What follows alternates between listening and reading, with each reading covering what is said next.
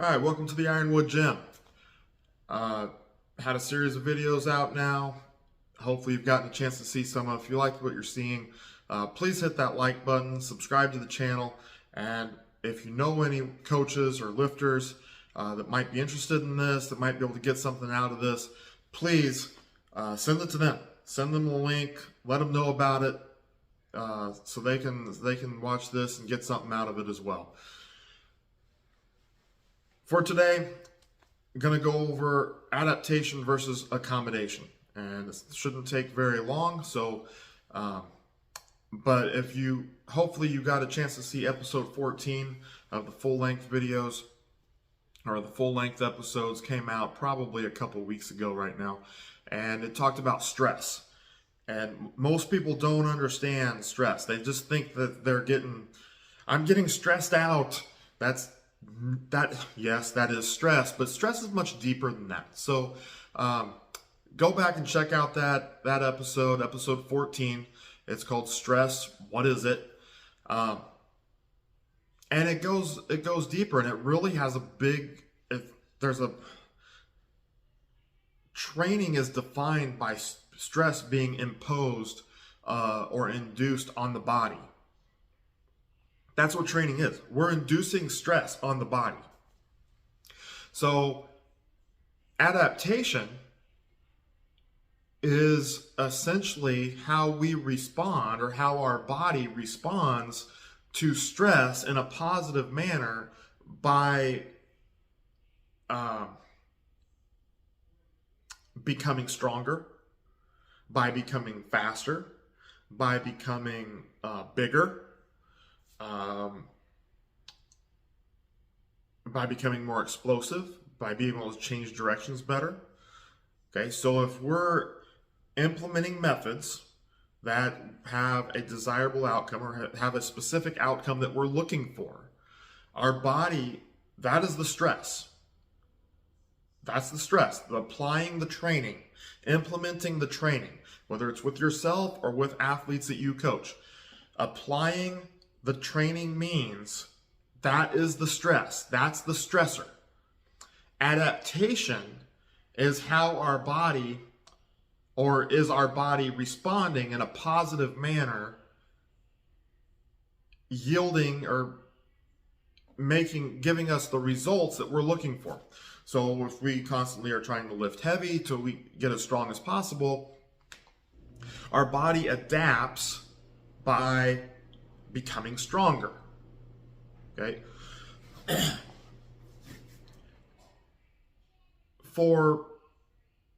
That would be a positive result. That would be positive stress that our body can handle. The same thing goes for technique. And if you're trying to learn technique and you practice over and over, because technique is a skill, no matter what exercise we're talking about, technique is a skill. As you learn that skill, and you can perform it better and better and better until you're doing it right every single time, that is positive adaptation. That's adaptation. We're adapting to that new movement or to the new technique that we're working for every time we come in the gym, or every workout that we have that exercise in there.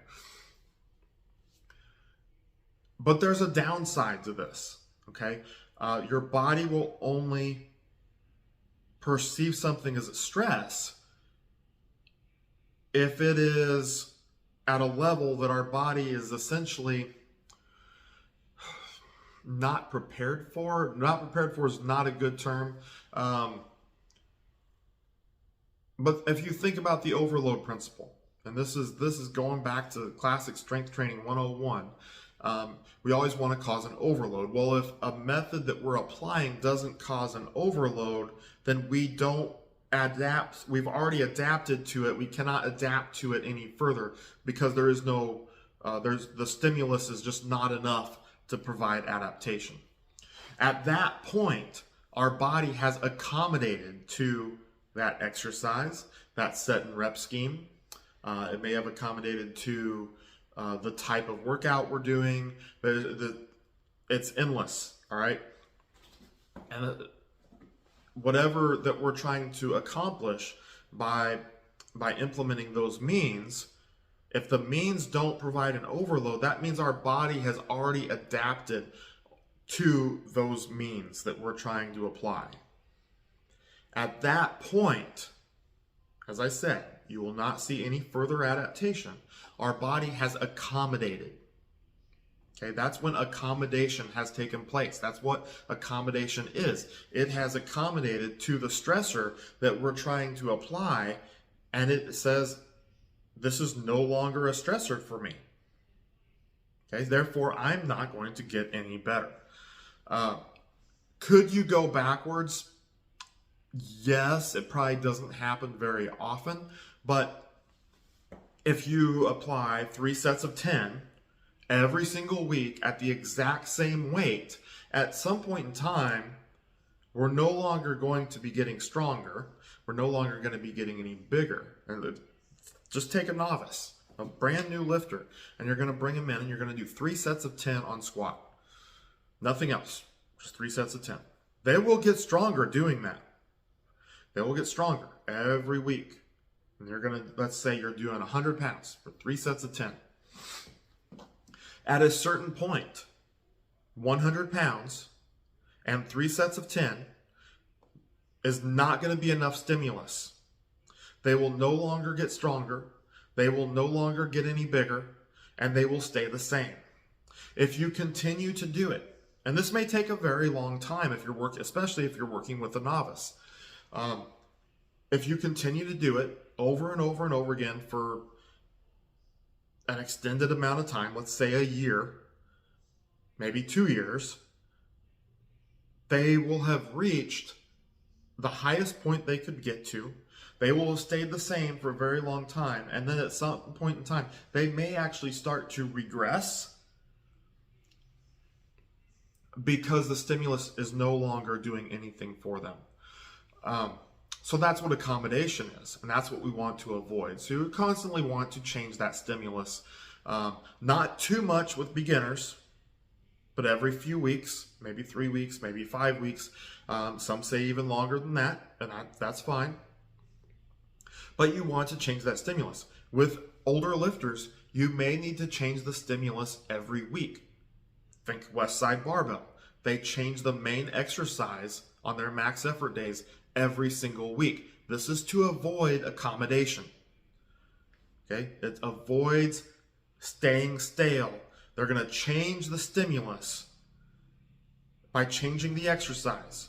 Even though they're still lifting at a very high intensity, changing that stimulus of the exercise is enough so they can continue to make progress week after week. So hopefully that helps you out with the difference between adaptation and accommodation. Just remember, we want to see adaptation. We want our bodies to adapt to the training. We do not want accommodation. We don't want to get to a point where we no longer make progress. At that point, you really have to question why you're training. Okay, if you're a lifter.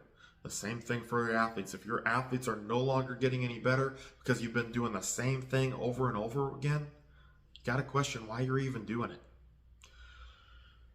All right, if you got any questions, please let me know. Ask in the comments. If you got feedback, put it down there in the comments. Hit that like button if you like what you saw. Subscribe to the channel. Please share it with your friends. Until next time, stay strong, and I'll see you in the Ironwood Gym.